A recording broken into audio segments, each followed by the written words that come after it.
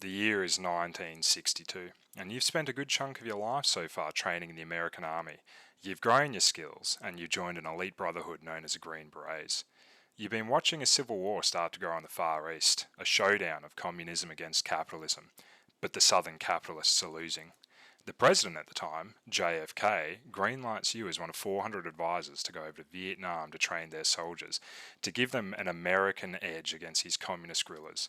Eventually, the number of US advisors would grow to be over 11,000 by the end of the year. You find yourself at the MACV headquarters just after the start of August, clutching a fistful of rainbow bills.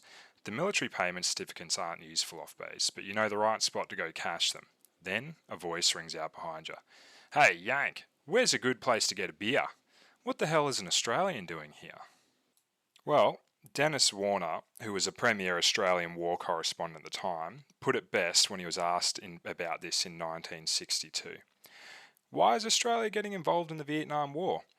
Partly because we think a communist victory there would threaten the rest of Southeast Asia and jeopardise our security, and partly because we need to convince America that we are more than paper tigers. That's it, really. But I can give you the long version that has more context. And to get there, we'll need to start at World War II, where both Australia and New Zealand got involved to back up the UK. In 1942, the UK took a major hit with the fall of Singapore, and after the Japanese were able to strike deep into the Pacific and bomb Australian soil, where they were harassing Darwin. This was a sobering reality for Australia and New Zealand as well, especially when the British were unable to come and assist due to the Germans knocking at their door. At the end of the war, both Australia and New Zealand were painfully aware of both their isolation and vulnerability in the event of another war, especially if their major ally was unable to come and help them. War is a numbers game, really. And in 1950, Australia had a population of just above 8 million. New Zealand had 1.9 million.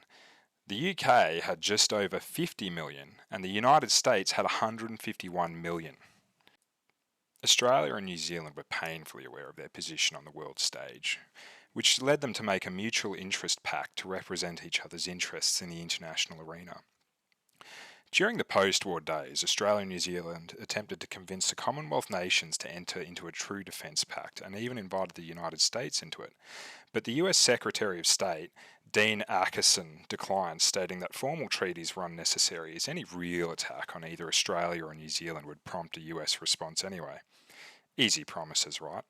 Admittedly, the US had a lot on its plate in Europe, as well as rebuilding Japan. Plus, the national and political situation in the Pacific was a lot more complex and far less established than in Europe, which ruled out the ability for a Pacific NATO analogue. Nevertheless, the Red Menace was brewing, and America's perspective started to shift with the successful communist revolution in China in 1949, the beginning of the domino theory. The next big fall happened in 1950 with the outbreak of the Korean War. Keen to show their value as allies, the ANZACs committed troops through the UN and NATO. But I won't get into that war in this video. Suffice to say, it wasn't just the US that was worried about the communist rise in Asia. This development, as well as new treaties with Japan, which sat sour in the mouths of Aussies and Kiwis, convinced President Truman to agree to a three-way treaty with Australia and New Zealand, the ANZ-US Pact, which was ratified in 1952. So, when in 1961 and 62, when Ngo Dinh Diem, the South Vietnamese president, called for help, the US military sent advisors to him. Australia also sent along the Australian Army Training Team Vietnam, which was nicknamed The Team, a group of 30 very experienced soldiers who were sent over to help train the ARVN. New Zealand committed a surgical team to Quy Nhon. Both nations were showing they were ready and willing to stand with the US, although New Zealand was wary about becoming militarily involved, but furthered their commitment later with a civilian team of engineers to help develop and rebuild civilian areas. The ANZAC stood ready when Lyndon B. Johnson announced an escalation of the war, and they sent the experienced 1st Battalion Royal Australian Regiment into Vietnam to serve alongside the US 173rd Airborne Brigade in March 1965. The New Zealanders would send the 161st Field Battery to serve alongside the Australians and the Americans, which consisted of 4 105mm howitzers, which were utilised as an additional battery under the US 3rd Battalion 319 Field Artillery Regiment, which was supporting the 173rd. The Prime Minister of Australia at the time, Harold Holt, was a strong supporter of the Vietnam War, and he believed that Australia was morally obligated to resist the communist subversion and aggression, as well as to defend the right of every people to choose their own social and economic order. So in March 1966, he announced that the 1st Battalion RAR would be withdrawn to be replaced with the 1st ATF, Australian Task Force, a self-contained brigade-sized unit of 4,500 men, which included 1,500 support staff in its number, which was effectively tripling the number of Australian troops in Vietnam.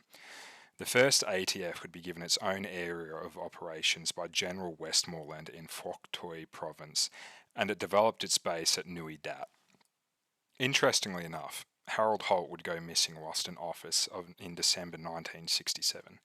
He went for a swim one day in Victoria and was just never seen again. Despite the small amount of manpower and resources the ANZACs could provide, they entered the war at America's side as an equal. They did so without the US invoking the ANZ-US Pact and without financial incentives that many other allies would receive.